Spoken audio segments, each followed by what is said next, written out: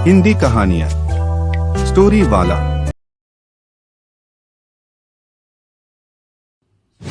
स्वाति के घर की घंटी बजती है। स्वाति के पापा दरवाजा खोलते हैं। सामने एक बुजुर्ग खड़ा होता है। अब कौन हो अंकल? आपका दामाद। अरे क्या बकवास कर रहे हैं अंकल जी? मैं जी हर काम जानता हूँ, खाना बनाना, माली का काम, धोबी का काम और क्लीनिंग, जो मर्जी वो करवा लो। अच्छा, चलो आओ। मेरे घर में ना एक जवान लड़की है। तभी तो मैं घर में आ रहा हूँ। हाँ, कुछ कहा क्या? अरे नहीं, कुछ नहीं। मैं फ्री में घर के सारे काम कर दूंगा और तो और एक भी पैसा नहीं लूंगा।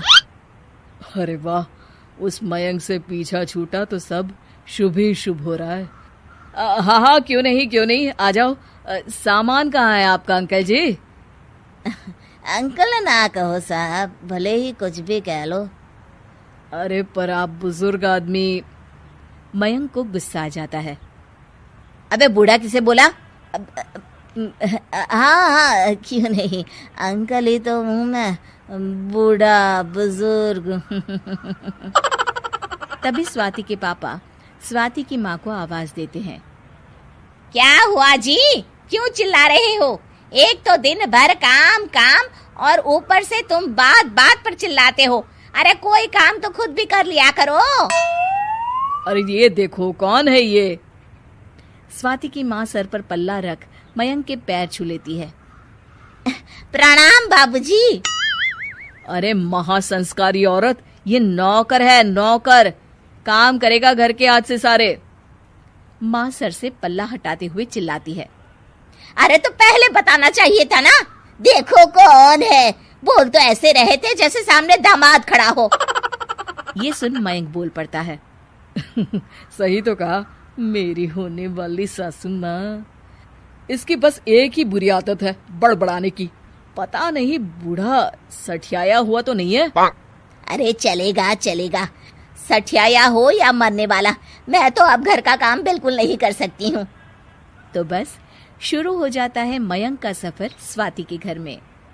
मयंक घर का सारा काम करता, सास के पैर दबाता तो स्वाति के पिता के साथ चेस खेलता। एक दिन स्वाति के पिता को उदास देखकर मयंक उनसे पूछता है। अरे क्या हुआ, आप परेशान लग रहे हो, कब्ज हो गई है क्या? अरे वो तो फिर भी ठीक हो जाती है, लेकिन मेरी बेटी की शादी जब से टूटी है रोती ही रहती है बेचारी। बस इसीलिए परेशान हूँ।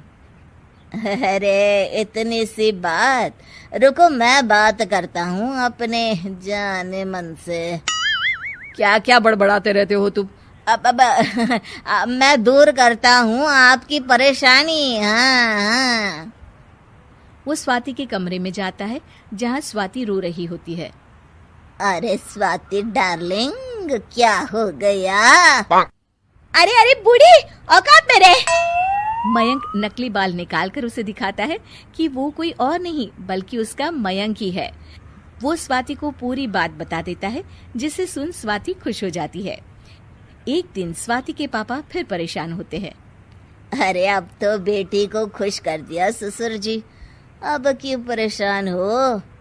क्या कहा मुझे? साहब कहा साहब। अरे गवार नौकर, क्या बताऊं, बिजनेस में कुछ समस्या आन पड़ी है। अगर सही समय पर सब ठीक नहीं हुआ तो मैं सड़क पर आ जाऊंगा। समझ में नहीं आ रहा क्या करूं। अरे इतनी सी प्रॉब्लम है, मैं हूं ना। ये बोलकर मयंक उनका लैपटॉप लेकर बैठ जाता है। थोड़ी देर में मयंक उनसे कहता है। आपके बिजनेस में तो बहुत समस्या है, मुझे थोड़े दिनों का वक्त दीजिए, मैं आपका एक भी पैसा बर्बाद नहीं होने दूंगा। अरे भाई पागल, किसी और को बनाना, जाओ सफाई करो। अरे हल्के में ना लो साहब, मैं जिनके घर में पहले काम करता था ना, वो बहुत बड़े बिजनेसमैन थे, बहुत कुछ देखकर सीखा है मैंने। अच्छा ठीक है भाई, हम भी देखें क्या सीखा है आपने। लेकिन कुछ ही दिनों में वाकई स्वाति के पापा का बिजनेस सही ट्रैक पर आ जाता है। अब तो स्वाति के पापा मयंक को बहुत मानने लगते हैं। अरे आज स्वाति को देखने लड़के वाले आ रहे हैं, खाने में कुछ अच्छा बना लेना। उनके मुंह से ये बात सुनकर मयंक परेशान हो जाता है। अरे इतनी जल्दी शादी क्यों कर रहे हैं साहब, अभी तो बच्ची छोटी है। नहीं, अब ये रिश्ता फाइनल करके मैं तो अगले ही महीने इसकी शादी करवा दूंगा। लड़के वाले आते हैं। बेचारा मयंक हाथ में खाने की ट्रे लेकर जाता है कि तभी उसके हाथ से ट्रे लड़के पर गिर जाती है और मयंक के सर के नकली बाल भी गिर जाते हैं। अरे बॉस, आप यहाँ नौकर का काम क्यों कर रहे हैं? मयंक जल्दी से बाल लगा लेता है, लेकिन लड़का जो कि मयंक के यहाँ नौकरी करता है वो उसे पहचान लेता है। अरे बेटा सिद्धार्थ, तुम इस नौकर को बॉस क्यों बोल रहे हो? मैं आपके लड़के से शादी करने को तैयार हूँ। तभी लड़की की माँ कहती है, अरे बेटा जरा इनकी लड़की देख तो लो, तब हाँ कर देना। अरे माँ, जिन लोगों के घर इतना बड़ा पैसे वाला और टैलेंटेड आदमी नौकर का काम कर रहा है, सोचो वो कितने पैसे वाले होंगे। और कौन सा मुझे लड़की से प्यार है जो मैं देखूं उसे, मुझे तो पैसे चाहिए, पैसे। क्या बात कर रहे हो? और तुम कौन हो? तभी मयंक अपने सर से नकली बाल हटा देता है। मैं हूँ अंकल, मयंक।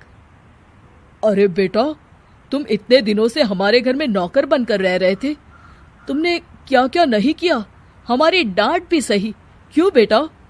अंकल, मैं आपकी बेटी स्वाति से बहुत प्यार करता हूँ, उसके लिए मैं कुछ भी कर सकता हूँ। प्लीज आप उसकी शादी मुझसे करवा दीजिए। हाँ बेटा, जरूर। मैं भी ऐसे ही लड़के को अपनी बेटी का हाथ दूंगा जिसे मेरी बेटी से प्यार हो, ना कि पैसे से। अरे अंकल जी, मैंने पहले हाँ की है शादी के लिए। अबे चल निकल, कहानी खत्म हो गई, क्योंकि स्वाति का तो मैं ही बनूंगा पति नंबर 1।